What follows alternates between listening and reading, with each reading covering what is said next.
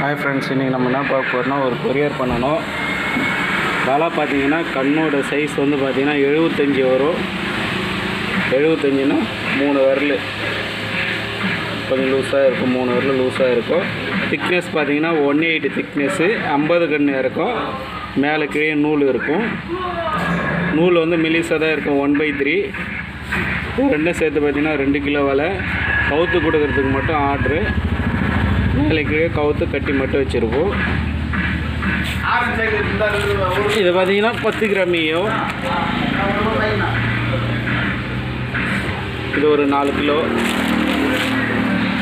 இது ரெண்டும் சேர்த்து கொரியர் பண்ணோம். தேவைப்படுறவங்க கால் பண்ணுங்கள், ரேட் எவ்வளோன்னு சொல்கிறேன்.